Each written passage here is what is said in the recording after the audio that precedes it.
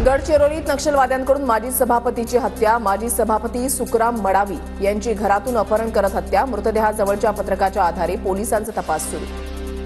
Sangli market यार्डामध्ये बेदाणा सौद्याला सुरुवात. मुहूर्ताच्या सौद्यामध्ये नवीन बेदाण्याला 225 रुपये भाव, तर मार्केटमध्ये 30 टन बेदाण्याची आवक. सांगलीमध्ये सराईत गुन्हेगाराला पिस्तूलसह अटक. देशी बनावटीचे पिस्तूल आणि जिवंत काडतुसं जप्त. 40 वर्षाच्या प्रतीक्षेनंतर हर्णे बंदरातील जेट्टीच्या कामाला सुरुवात. मच्छीमार बांधवांकडून समाधान व्यक्त. जळगावच्या किनगावमध्ये छत्रपती शिवाजी महाराजांचा पुतळा उभारण्याची ग्रामस्थांची मागणी. सरपंचांकडे निवेदनाद्वारे मागणी. ग्रामीण भागामधील मुलांच्या कलागुणांना व्यासपीठ देण्यासाठी यवतमाळ जिल्ह्यामधल्या पुसदमध्ये तारे जमीन पर कार्यक्रम. नाईक फाउंडेशनच्या अध्यक्ष मोहिनी नाईकांकडून आयोजन. तालुक्यामधल्या 21 शाळांमधल्या विद्यार्थ्यांकडून सादरीकरण.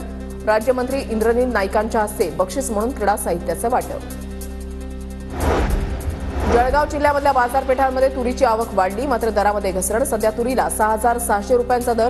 शेतकरी निराश. येवला कृषी उत्पन्न बाजार समितीमध्ये कांद्याचे दर कोसळले. सरासरी बाजारभाव 1800 रुपये, तर दरामध्ये 400 रुपयांपर्यंतची घसरण. दररोजच्या बाजारभावामध्ये चढउतार होत असल्यानं कांदा उत्पादक शेतकऱ्यांच्या चिंतेमध्ये वाढ.